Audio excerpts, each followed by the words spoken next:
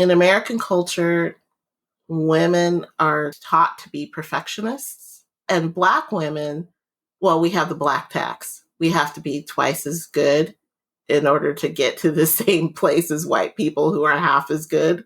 And for Black women to recognize that because of that burden, we have become the most excellent. And we need to recognize how powerful and talented and skilled and valuable we are.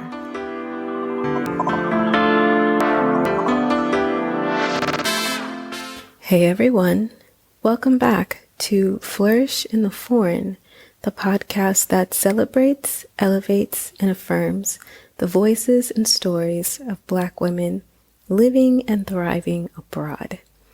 I'm your host, Christine Job, a Black American woman currently based in Spain, and I'm not only a podcaster, but I'm also a business strategist. As a business strategist, I help Black women and women of color leverage their talents and their skills into viable and sustainable businesses that can take them successfully abroad, making them feel professionally fulfilled and also financially abundant. If you are interested in building a business abroad, then I welcome you to download my Build a Business Abroad guide at the website flourishintheforeign.com, and also learn more about my business strategy services at christinejob.com. If you are interested in moving abroad with intention, I have a guide for that. It is so important that when you go abroad, you are going abroad with intention, meaning you are cultivating a life well lived abroad. If you are looking to build a solid foundation for you to go abroad, sustain yourself abroad, but also thrive abroad, then download the Moving Abroad with Intention guide, also on the website flourishintheforeign.com. So I'm really excited to announce the last cohort of 2021 of the Moving Abroad with Intention course. I am going to run it again this year, and I'm super excited. It's going to be 5 weeks live video discussion to help you create your bespoke game plan to not only get you abroad, but to help you craft a game plan that will have you abroad sustainably and have you thriving abroad. If you have not read the testimonials of the first cohort, you can go ahead and do so. The link is in the description of this episode and on the website. Read what the fantastic ladies of my first cohort said about this course. So the Moving Abroad with Intention course will start on October 16th, and I will have 1 day of pre-sale this time. 1 day of pre-sale. So if you're interested in purchasing the course at the pre-sale price, you need to make sure that you have October 6th written in your calendar. No worries. I will send out an email and let you know. After October 6th, the course will be sold at the regular price. There will be no more pre-sales in 2022. So if you are interested in getting this Moving Abroad with Intention course, and if you want it at the pre-sale price, then this is the time to act. So make sure you have October 6th written in your calendar and join me for the Moving Abroad with Intention course. This incredible award-nominated labor of love is still, yes, labor nonetheless. So please support this here podcast. If you love this here podcast, you can do so by becoming a Patreon at patreon.com/flourishforeign. You can buy me a coffee at buymeacoffee.com/flourishforeign. You can Cash App the podcast via Cash App at $flourishforeign. You can purchase a piece of production equipment via our Amazon wish list, which you can find on the website flourishintheforeign.com/support. I also want to thank all of you that have written reviews of the podcast. Thank you so much. Make sure that you are sharing this podcast with all of your friends, all of your family, across all of your social media channels. All right, On to the next episode.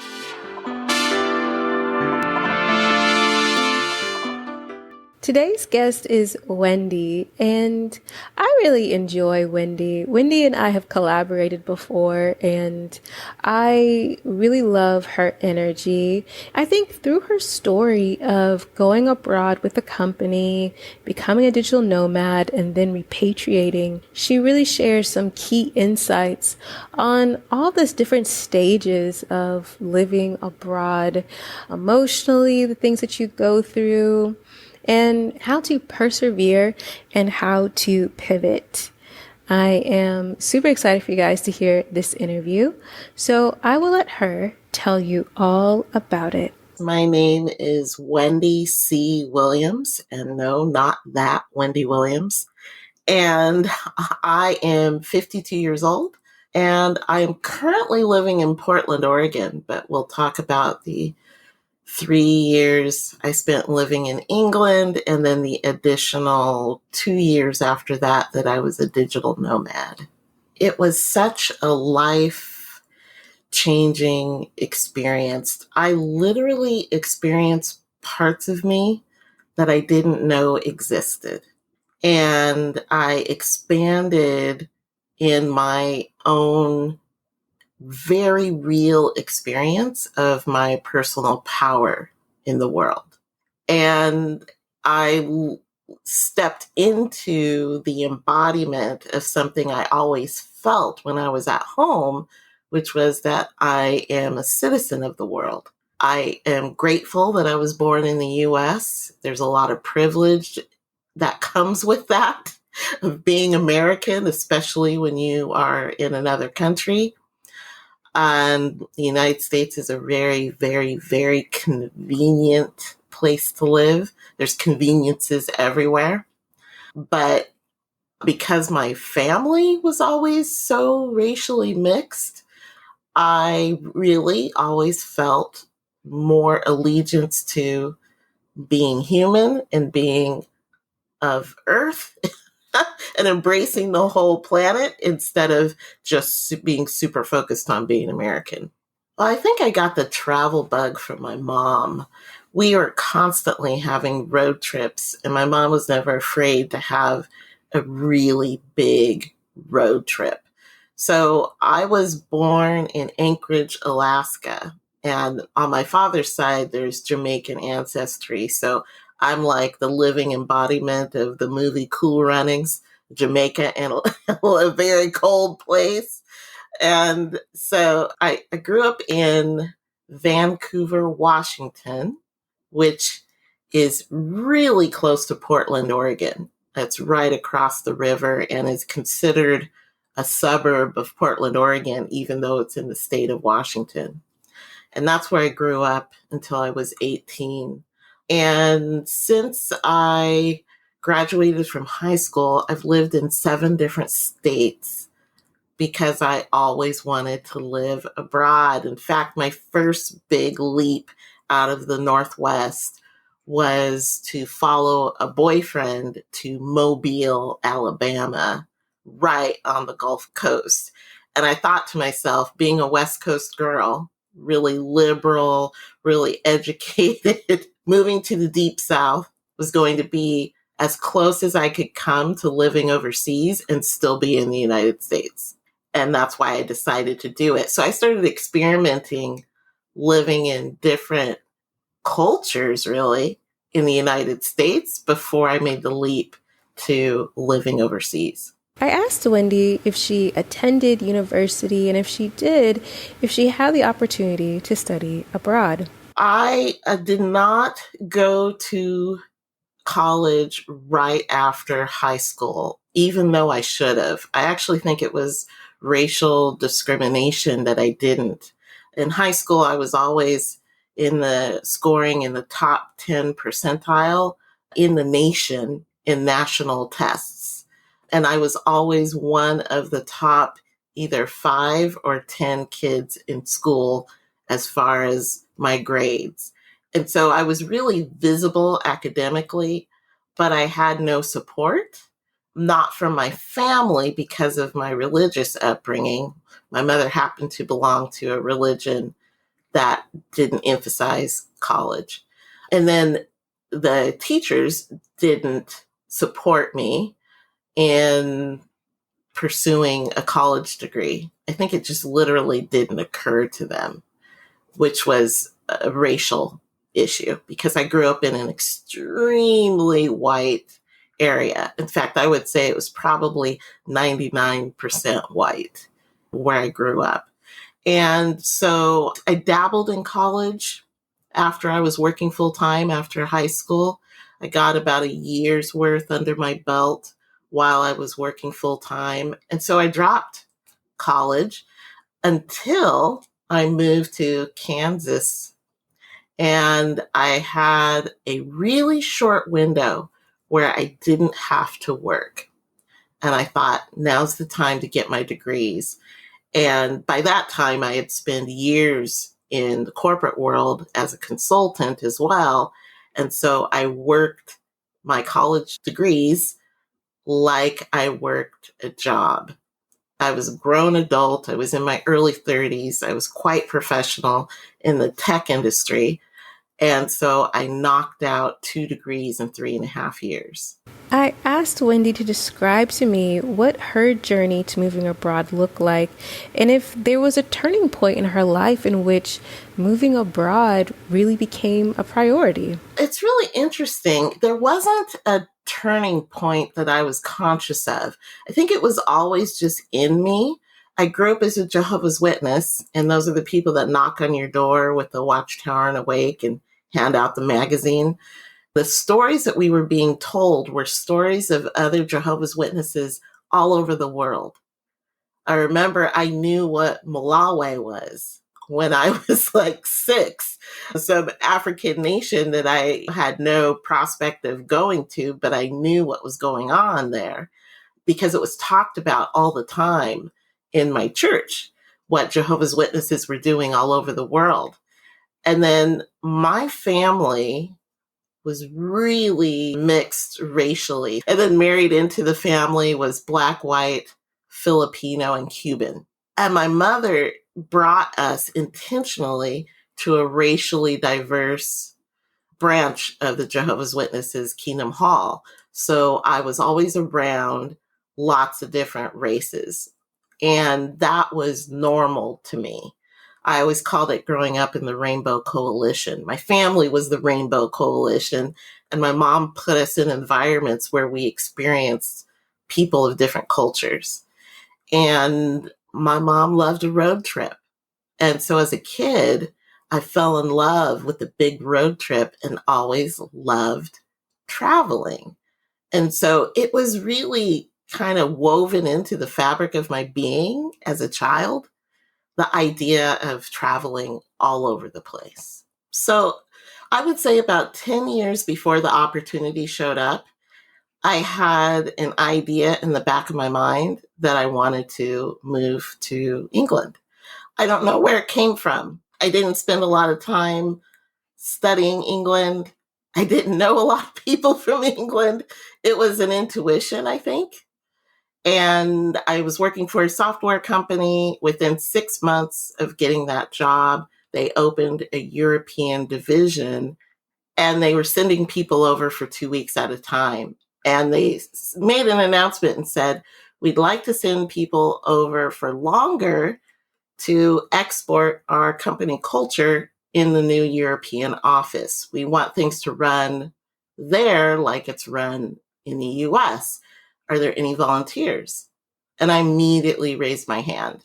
So I was the first one. I think everybody else had families and thought it would be more difficult. So I was the first one that committed.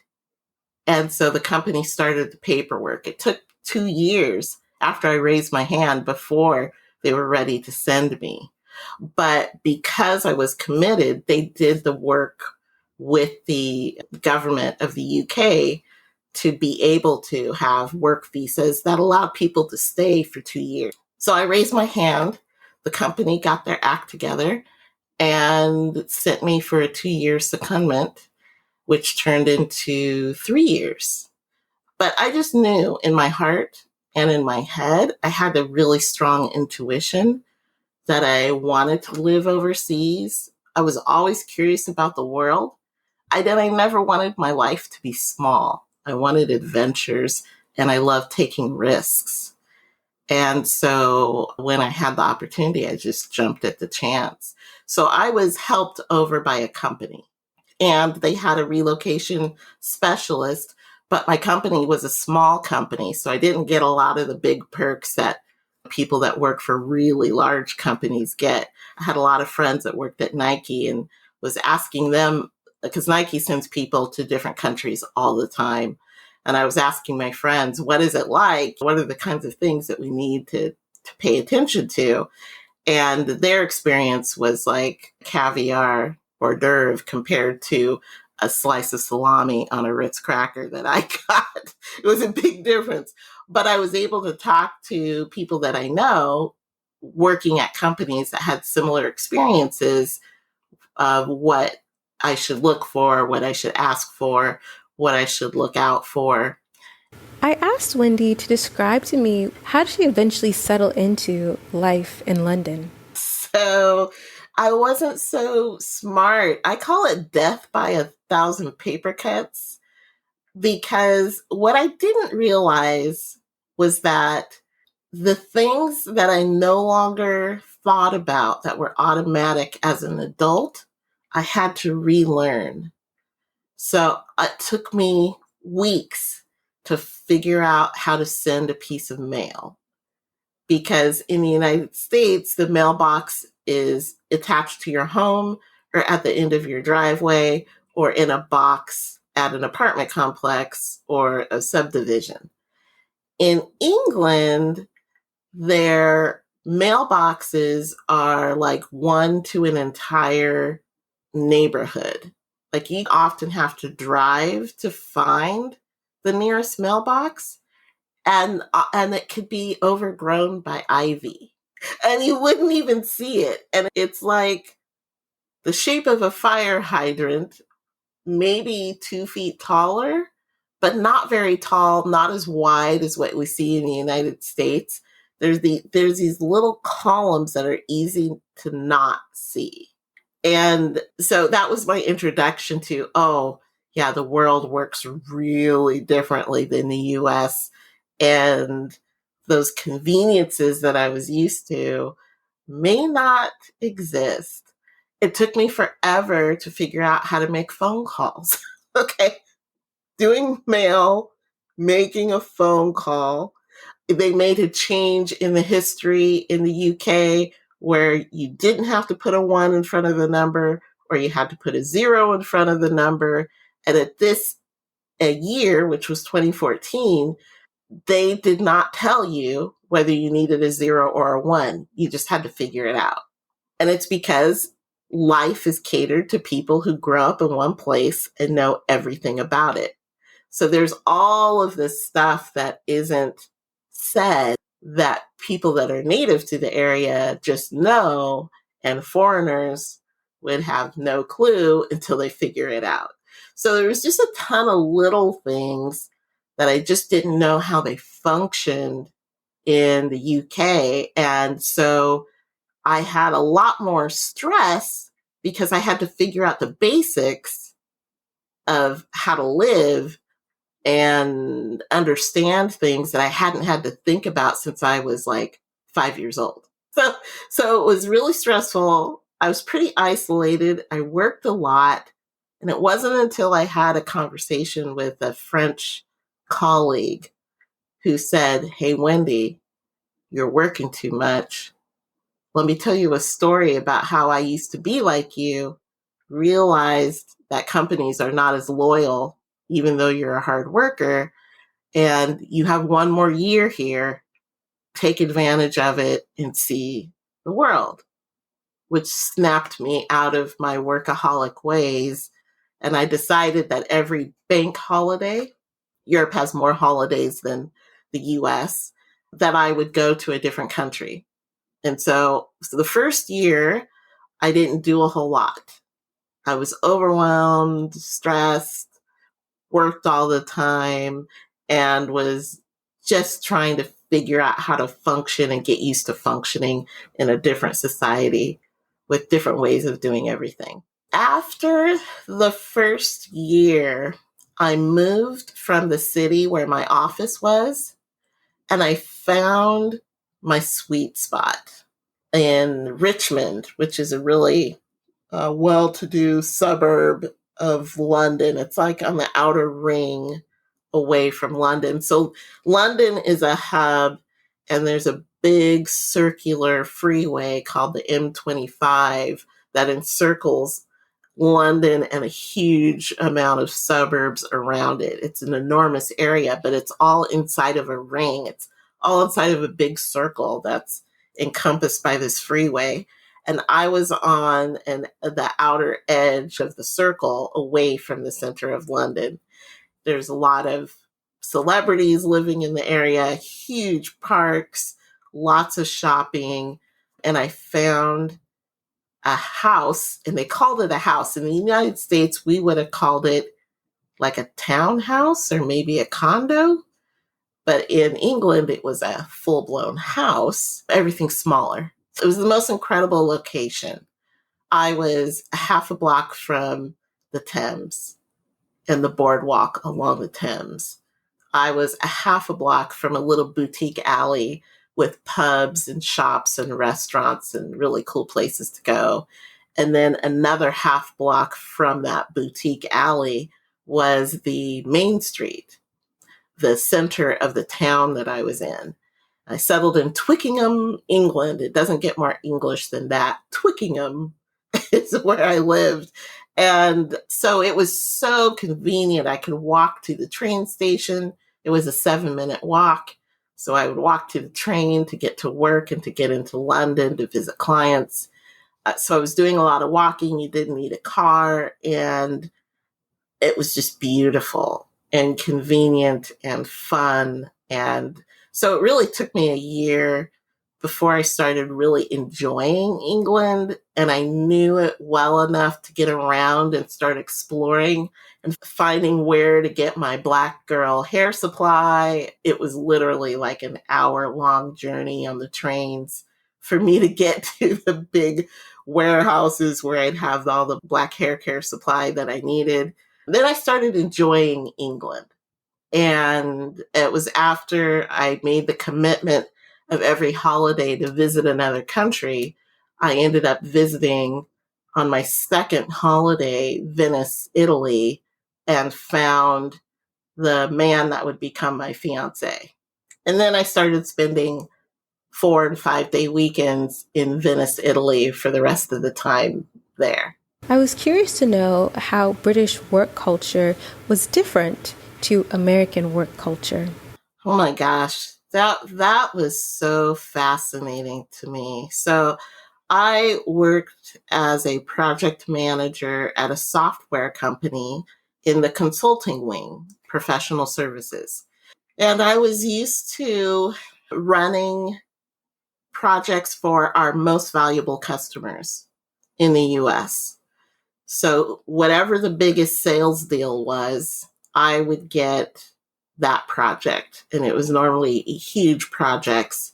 And I'd have build these relationships with all these Fortune 500 companies and huge banks and all kinds of businesses all over the world. Our customer roster was absolutely incredible. So I did project management. And what I noticed immediately was that the attitude towards me as a Black person in the context of a corporation and doing work and being in a leadership role was completely different in the UK and in different European countries, because I ended up working in multiple European countries. So in the United States, I was never questioned as an expert, meaning the expert of the software. I was never questioned about being the leader of the projects I ran. I was never challenged with the office politics or strange dynamics as far as running those projects and being the person that guided every bit of the work. Never an issue in the US. When I arrived in the UK, my first project was with Lufthansa. So I was spending more time in Frankfurt, Germany than I was even in England. And Germany is very hierarchical. And as an outside consultant, I was at the bottom of the totem pole as far as importance. And most people can't get into management or be a director or above unless they have a PhD in Germany at corporations. It's a really interesting social dynamic in the workplace. And so I was used to just coming in and running things with projects.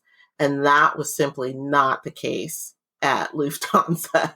The person that was in charge of implementing my software wanted to be in charge of me. I would have people not showing up to meetings because someone more important asked for their time. I had a hard time being listened to, even when I was speaking. I was actually quite shocked. It was a bit of a culture shock. And I found that in Europe in general, and I always tell people when they would ask, what's the difference between my experience being an American working in software and being in Europe and living? And I would tell them in the United States, 80% of my interactions with people are colored by race. Race plays a factor in the communication, the attitudes, the assumptions, everything. And about 20% of my interactions in the United States, that's not an issue. It was flipped the opposite in every country in Europe. About 80% of my interactions, nobody cared that I had brown skin. It was irrelevant. The only time there was some discomfort was maybe 20% of the interactions. But the racism was so dramatically reduced.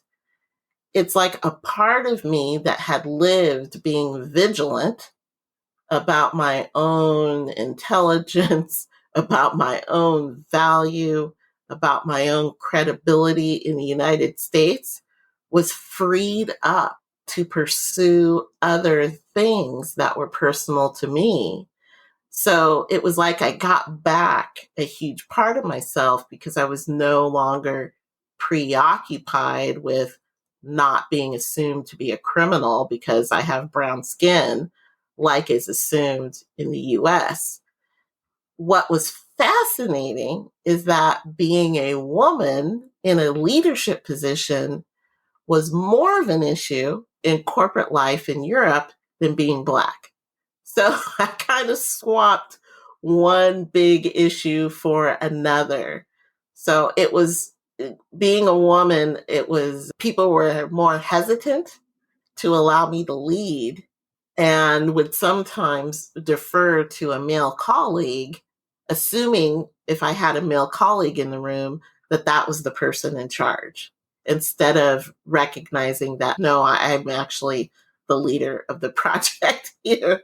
And that fascinated me because there are a lot more European prime ministers and leaders of countries that are female, but that is not the way it works on the working person's level. The dynamics with the sexes in Europe are really a lot more traditional than they are in the United States.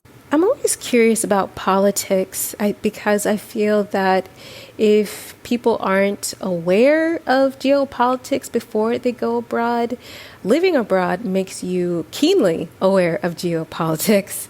And so I was curious to know if Wendy felt that American politics still affected her while she lived in the UK, and whether she felt affected by British politics as an American in the UK. Honestly, not really. So significant things happened while I was in the UK. So Scotland had a referendum wanting to secede from the United Kingdom while I was there. I had really interesting conversations with Scots on trains. And so it was nice to be there during a piece of history. There were also some bombings in London when I was there. One of the things that stood out to me while I was going back and forth between the UK and the United States, because I would come back to the United States 2 or 3 times a year for work things or for just vacation. And what I noticed was real life has very little to do with what we hear in the news, and that the news is a major exaggeration intended to pull on emotional strings in order to get people to keep watching. Mostly it pulls on fear and shock and exaggeration. So while I was in England, Donald Trump started campaigning, and the whole country was being gaslit for the first time on a national scale because of Donald Trump and his campaign. Gaslighting became a thing. It became a word people understood what it was. My master's degree is in counseling psychology. I was watching a person on the news verbally and emotionally abuse an entire country. And then in the United States, the culture became really divisive to the point where I was afraid to come home several times.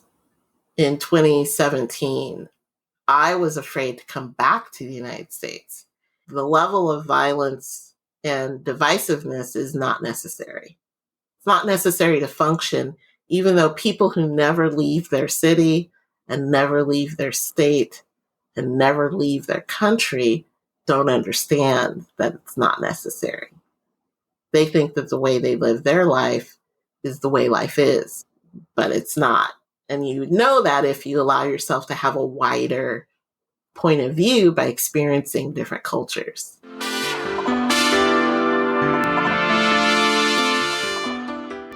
Hey, I hope that you are enjoying this episode of Flourish in the Foreign.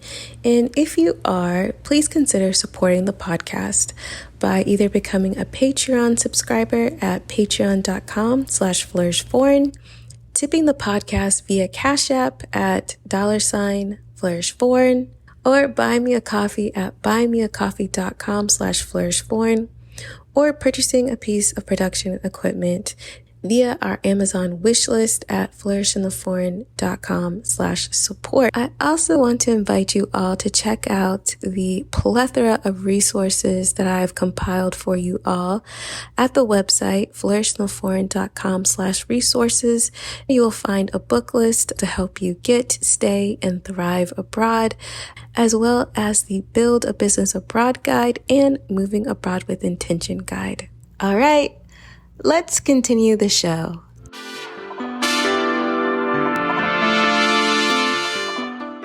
So I asked Wendy to describe to me what her experience has been like dating abroad. I can tell you that before I moved to England, I dated a lot of white men, and that's a little uncomfortable for me to say, but I'm chalking it up to my childhood because I grew up in places that were almost all white, like no Black folks anywhere. And that was my childhood upbringing. And my stepfather was white. So from 7 years old to 14-year-old, the primary father figure that I had was a white man. And my father was never really in the picture. So when I became a teenager and I started dating white guys. And I often felt really guilty about that. I was uncomfortable with it. And I think, to be honest, I'm still a little uncomfortable with it. But it's a sexual attraction issue. And I just decided to be honest about it, even if it's upsetting to people. I'm just going to be honest about it. One of the things that was fascinating to me is that London has the highest percentage of interracial relationships with a Black woman and a white man. And I knew that moving over there. And I thought, this is going to be fantastic. I'm going to be seen as an equally attractive person in London instead of being the last choice in the US, which is how I felt growing up. I felt like I was at the bottom of the barrel of attractiveness, not because I didn't think I was attractive, but because I didn't feel like men saw me as desirable in the United States because of all the racism. And so when I expected to have a very different experience when I came to England, especially spending time in London. And so I'm still to this day a little surprised that I never had a boyfriend. I also didn't try. I didn't really put myself out there. And I never took overt action to find dating partners. I was never on an app. I didn't hang out in pubs a lot. So it was less likely to happen. But when I was in Venice, I wasn't looking for a man either. I was just on vacation with a friend. And I was sitting in a restaurant for the locals because the tourist restaurants are really bad. And we found out where the locals were. And we went to that restaurant and they had picnic bench style table. And we were sitting on one end and my future boyfriend walked in. He told me he saw me. He had a warm feeling come over him. And he asked his friend if they would mind sitting next to us at the end of the picnic table. And his friend said, sure, decided to be his wingman. She's a woman, but she was a really good wingman. And the four of us sat together and had, Italians are loud and like to have a lot of fun. And we were louder than the Italians. We were having so much fun together. And that was the start of a really incredibly romantic story with me and my Italian. So it was interesting being in Italy because the Italian men had no problem flirting with me. I actually felt more feminine because I was seen as desirable more often being in Italy because Italian, Latin men. It was interesting. I never expected to have an Italian boyfriend because I just assumed that Italians are just like the French. They all cheat. They all like to have multiple women, was my assumption. That was my stereotype. And my boyfriend was really different. He was very shy. He was introverted. He wasn't some gorgeous pinup Italian dude. He was a little older and more normal looking. And he was not flirty with other people, although he had a lot of female friendships. He became very trustworthy. And that's why we became a couple. The first 2 months we were together, I was wondering if he was mafioso or selling drugs or something. And I'll tell you why. He never had to work. He would wake up whenever the hell he felt like it. First thing he would do is go to the cafe and have some espresso and chat with friends that would meet at the cafe who also were not working a regular job. And then he'd go to the grocery store, pick up some fresh things, make lunch, and he would always make it for both of us. And then he would watch TV or play his guitar. He was a professional jazz musician. And he'd watch TV or play his guitar. And then he would go out for aperitivo, an afternoon wine, and socialize again. And then he would head off and play at the jazz club for 2 hours. And then he would go out after the jazz club and we'd go for drinks and snacks and stay out till 1, 2 in the morning and then come back and repeat. And so I was like, why does this guy always have money and he never has to work? Like, this is really interesting. And his whole life is built around playing, literally playing, either playing music or having fun somewhere, and drinking and socializing. And I'm like, I've never seen anything like it. Can I be you when I grow up? And I ended up finding out that he owned real estate. He was partners in 3 businesses where he was the silent partner and his other partner did all the work. And he had rental property and he was part owner of the jazz club that he was playing at every night. Because of his personality, he had made financial arrangements where when he was a business partner, he never had to do the day-to-day work. Again, I was like, can I be you when I grow up? And so he had crafted his life in a way that he could have maximum freedom and no obligations, really. And he visited his mother once a week, every week, and really took care of her and was very, very social. So that was a really interesting experience for me because Italians are more open and kissy and friendly. It's baci, baci, baci everywhere you go. Ciao, ciao, ciao, ciao, ciao, ciao, ciao all the time. And people are constantly getting groups and hugging and kissing and talking and drinking together. It's like that's life in Italy. I was curious to know more about Wendy's experience as a Black woman abroad. I will tell you part of the result of having my energy freed up, not worrying about defending myself or worrying about microaggressions or being assumed to be a criminal. I then, without even thinking, it wasn't a conscious thought, but my ability to make money expanded. So I got promoted a couple times. I even got promoted when my bosses didn't want me to be promoted, but because I was clear that I wanted a higher level position, it ended up happening for me anyway. I was making more money than I ever thought possible. It was C-level salary amount. I mean, it was quite a bit of money. And that was unexpected and increased my capacity for financial wealth and well-being. So it was like I understood what I was capable of in a different way that would have never happened in the US, which was pretty incredible. And because I was making so much and that I committed to explore Europe because it's so easy to fly and cheap to fly everywhere in Europe when you're in London. So I decided to live life to the fullest.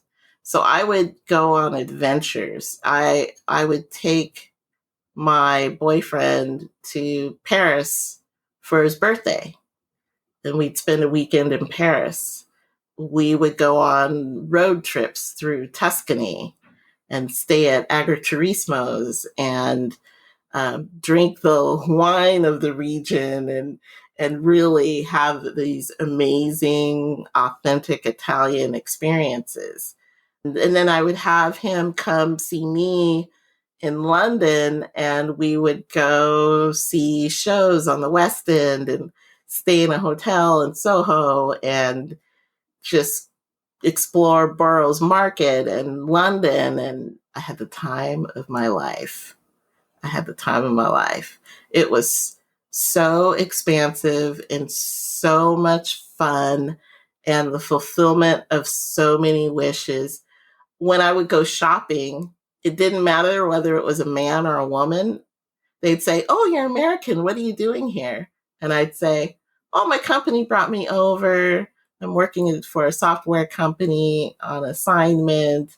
I've got an Italian boyfriend. I fly between London and Venice." Every single person was like, "Shut up, stop talking. Your life sounds too good." No matter whether it was a man or a woman, they'd be like, "What? You're kidding me. Your life is awesome." It was pretty funny. Everybody pretty much was like, "You've got to be kidding me. Just stop talking right now." Because that's ridiculously awesome. And it was. I asked Wendy to describe to me the circumstances in which she decided to leave the United Kingdom. So things were going so well with my job that I was taking care of our most valuable customer in the entire company in America or the UK. I had that customer and I had a really beautiful relationship with them. And I was really stepping into running the professional services department in the UK. And so my bosses were really happy that I kept things running really well in England. And they forgot that I was only supposed to be there 2 years. So I would have reviews and they would say, hey, everything's working really great. Yeah, let's keep you here. And my boss just kept saying, yeah, we're going to keep her here, forgetting the financial impact of keeping me beyond 2 years because some UK taxes kicked in after 2 years. So it took them a year in the United States to figure out that I was costing them way more money the third year than I had been the previous 2 years. And that's one of the reasons why I stopped working for the company, was because they said, it's way too expensive to keep you in the UK. We're going to have to bring you home. And at that point, I had a title where there were a ton of people in the United States with that same position. And I knew that they wouldn't have room for me, like one more person at that level. And so I thought, wow, if I go back home with the same company, I'll have to change my career to stay with the company, or I can figure out how to stay in Europe. And so I started interviewing for jobs. And basically, the job that would have kept me there would have made me more of a workaholic. And I wouldn't have been able to have the freedom that I had to spend as much time in Italy. So I came back to the United States. I took another job at a different company. I only had that job for 6 months. I got fired for the first time in my life.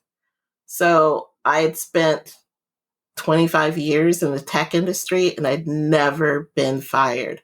But I was elevated enough that there was a regime change in power, and I was a director at the time. And the new person brought in their own people, and I was out, and the new person was in. And so at that point, in January 2018, I decided to run my own business, and I wanted to get back to Italy.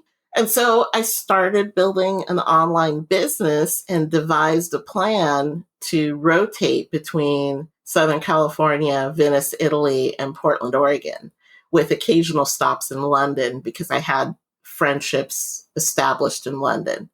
And so in October of 2018, I started that Nomad lifestyle. I was an independent consultant. I was able to work remotely. I was making really good money with this company, even though I didn't really like the company. But I was independent. They didn't care where I was. Everybody was working remotely.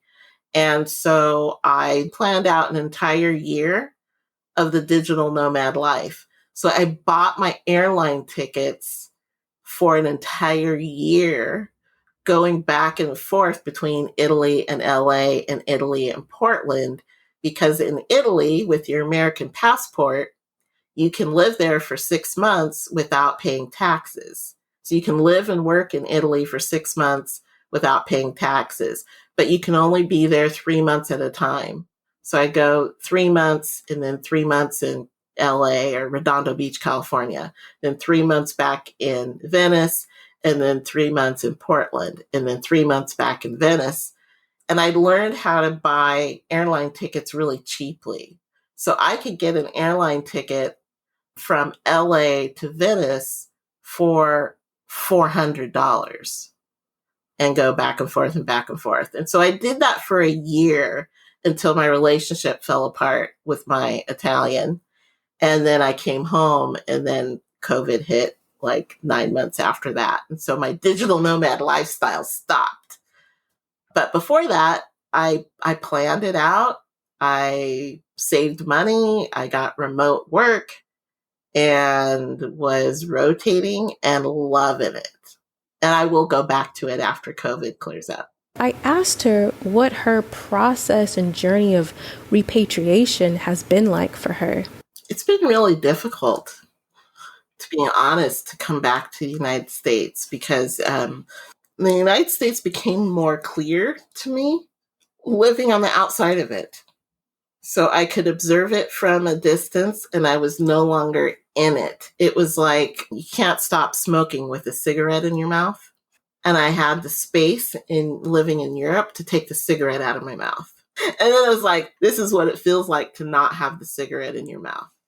And that was the revelation about American culture. It's like the saying, a fish doesn't know what water is because they're always in it.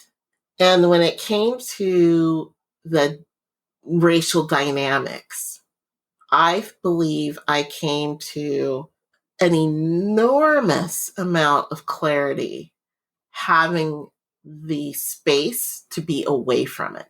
And I saw things differently. And since I've been back, and I came back July of 2019, and I personally have evolved so much. Coming back to the United States was painful, dealing with racism at the level that I have to deal with again. And I was not in a good state. My relationship had fallen apart, and my lifestyle that I had carefully built and was really loving, this digital nomad lifestyle, came to a screeching halt. And that was all really actually emotionally traumatic for me.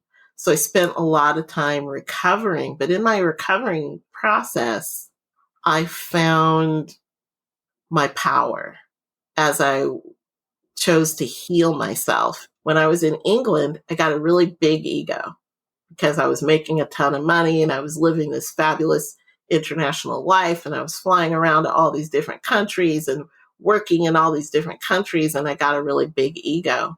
When I came back and I worked for 6 months as a director and then I was fired, I immediately got laid low. And one of the greatest gifts that my ex-fiance gave me is he really loved the virtue of humility. He would comment on it in people when he saw it. And after I left Venice and we broke up, I started sitting with humility.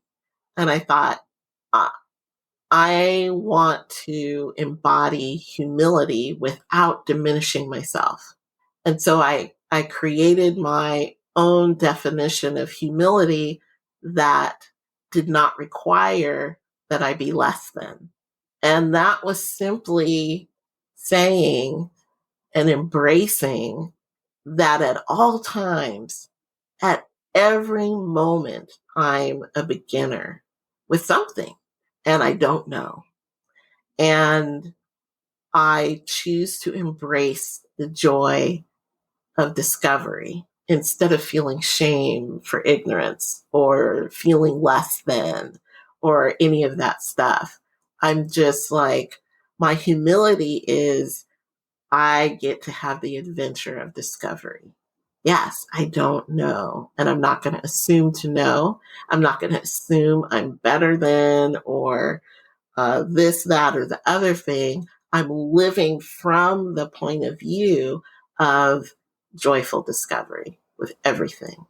I asked Wendy to share some advice for all of you who are interested in moving abroad to England.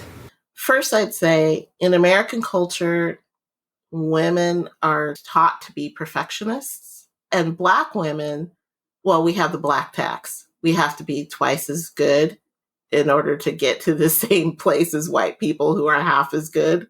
And for Black women to recognize that because of that burden, we have become the most excellent.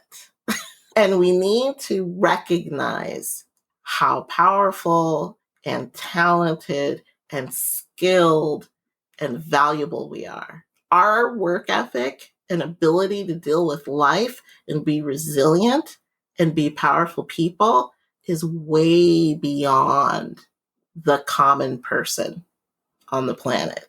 And I don't know that Black women understand that about themselves. So Black women that have chosen to pursue excellence and success in whatever form that is for them, you are light years ahead of your colleagues. Light years. So the first thing is recognize how supreme you are. and really own that, really own it. And then I would say run, don't walk to live in England. Yes, England has a lot of problems, but you will deal with far less racism in England than you will in the United States. Racism is still there, but it will be dropped dramatically. And you have no idea what will come out of you when your emotional energy and your mental energy is allowed to be focused on your own life and your own joy and your own fulfillment instead of office politics and microaggressions and daily racism in the United States.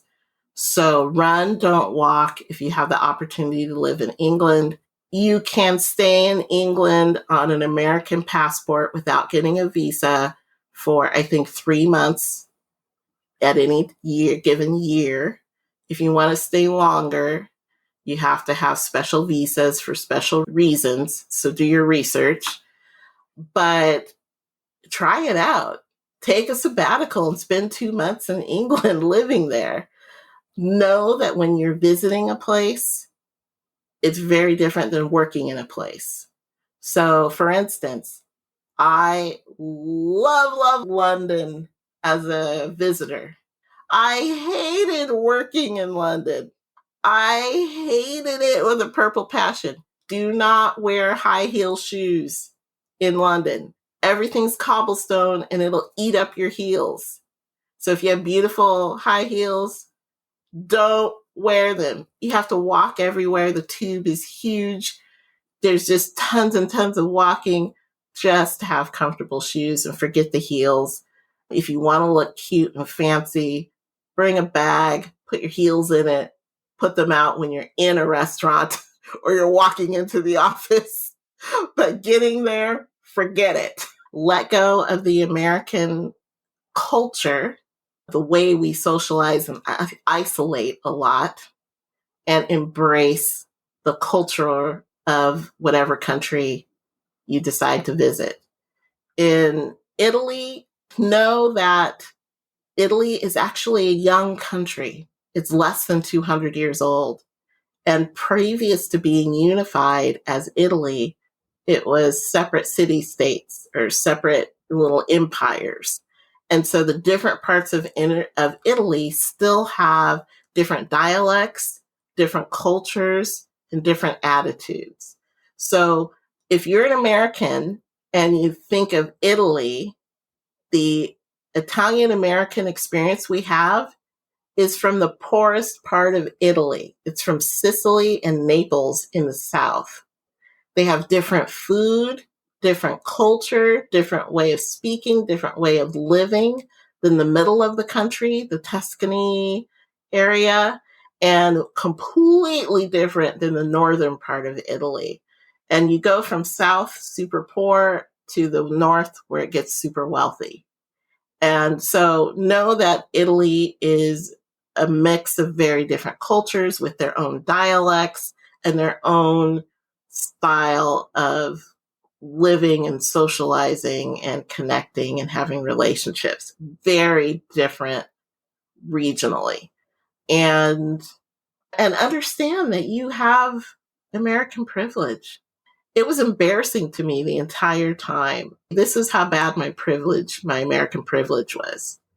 I was exhausted by my job. It was really eating me alive. Even though I was making a ton of money, it was sucking the life out of me. And I didn't know it at the time, but it was. I knew to make true connections, I needed to learn how to speak Italian. And speaking foreign languages is not my strong suit. I have a lot of strengths. Foreign languages are not one of them. And I deliberately chose not to put my mental energy into learning Italian and instead focus my energy on my job. That was obnoxious American privilege. It kept me from connecting more closely with my Italian friends, and they were always the ones having to do the work to talk to me. That was obnoxious American privilege. Be conscious and clear that when you leave the United States, you come with a ton of privilege. Do the research. Ask about common living questions when you decide where you want to go. So ask people, how long does it take to get your cable put in? How long does it take to find a place to rent? Understand that in other places in the world, it's really common to rent places that already have furniture in them, unlike the US, where if you find an apartment, it's usually empty. In Germany, they take their kitchens with them, cabinets, and move it from apartment to apartment. So ask about mundane things because you never know when the quirkiest, strangest little thing is completely different than your lived experience. And you need to be aware of it before you pick a place to live. And just open your mind to know that it's possible and real and worth, always, always, always worth the experience. I asked Wendy what is her definition of wellness and how that definition, that concept, has been influenced by her experiences of living abroad. Oh, what a great question. For me, the ultimate goal is self-love, self-respect, and self-honor, and courage and compassion with purpose. It's not about finding the right career.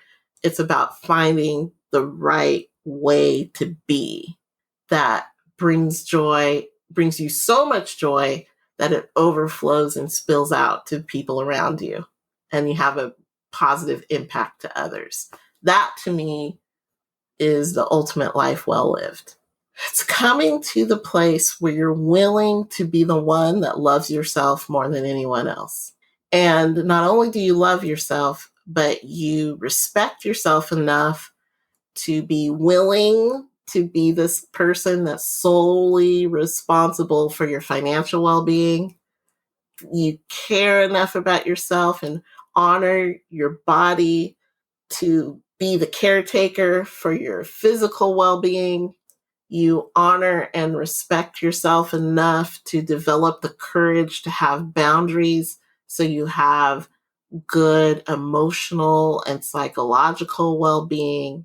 It really is a path of self-discovery and courage building in order to have wellness in every aspect of your life.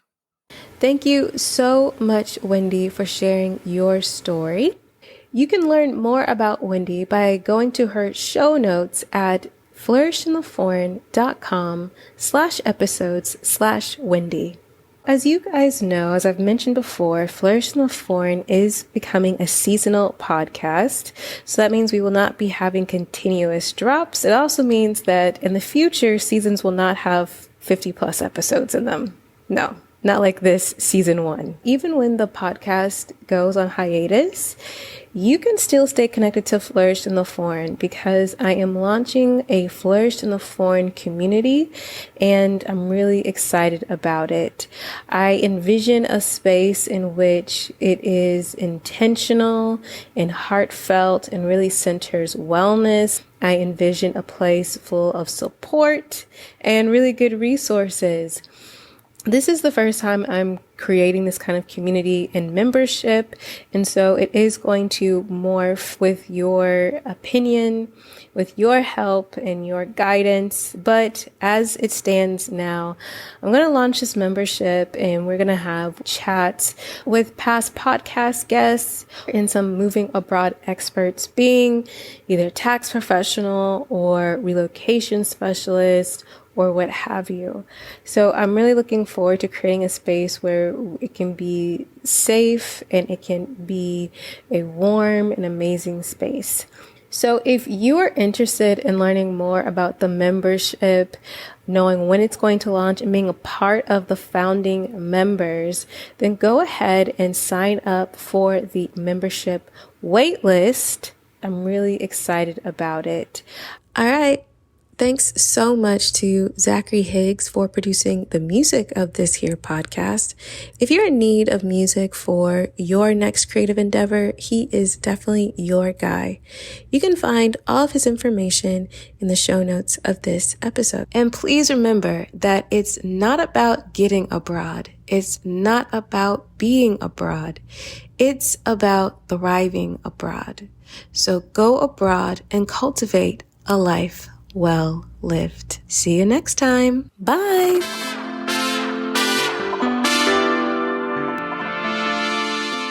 On the next episode of Flourish in the Foreign. I'm sorry that you don't feel comfortable being a kept woman. I do. Keep me. I want an easy life. I want to be tender. I want to be loved.